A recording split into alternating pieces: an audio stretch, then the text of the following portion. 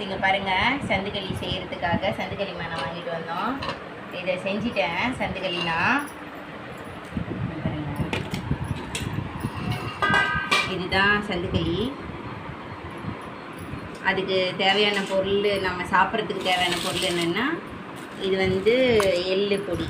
இது எங்கள் ஊரில் இது வந்து பேய் எள்ளு சொல்லுவாங்க. உங்கள் ஊரில் என்ன சொல்கிறாங்கன்னு கமெண்ட் சொல்லுங்கள்.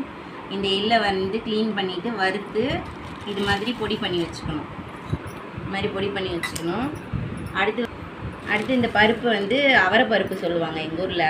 அவரை கொட்டையை வந்து உடச்சி பருப்பாக்கி வச்சுருப்பாங்க. அந்த அவரை பருப்பை வாங்கி இது மாதிரி கொஞ்சம் மஞ்சள்தூள், லைட்டாக உப்பு போட்டு வேக வச்சு வச்சுக்கணும். இது மாதிரி வேக வச்சு எடுத்துக்கணும். அதுக்கடுத்து வேர்க்கடலை பொடி, வேர்க்கடலையை வந்து வறுத்துட்டு பொடி பண்ணி வச்சுக்கணும். அப்புறமா இது வந்து வெள்ளைப்பாகு, வெள்ளத்தை வந்து உடச்சி நம்ம பாகு எடுத்து வச்சுக்கணும். பதெல்லாம் வரக்கூடாது, சும்மா தண்ணி மாதிரி காய்ச்சி வச்சுக்கணும்.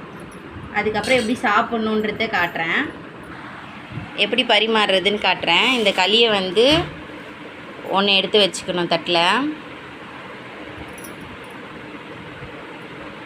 அதுக்கப்புறமா இந்த பருப்பு இருக்குது இல்லைங்களா, அது கொஞ்சம் எடுத்து வச்சுக்கணும். அதுக்கப்புறம் இந்த எள்ளு பொடி அது கொஞ்சம் எடுத்து வச்சுக்கணும். அதுக்கடுத்து இந்த வேர்க்கடலை பொடி இருக்குல்ல, அது கொஞ்சம் வச்சுக்கணும். இதுக்கு மேலே நம்ம வந்து இந்த பாகை வந்து வெள்ளை பாகு காய்ச்சி வச்சுருக்கோம் இல்லைங்களா, அதை அப்படியே ஊற்றணும். மேலே அப்படியே நல்லா நிறைய ஊற்றணும்.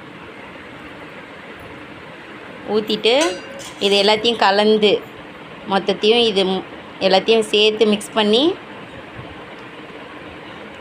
சாப்பிட்ணும். ஃப்ரெண்ட்ஸ், வாங்க சாப்பிட்லாம்.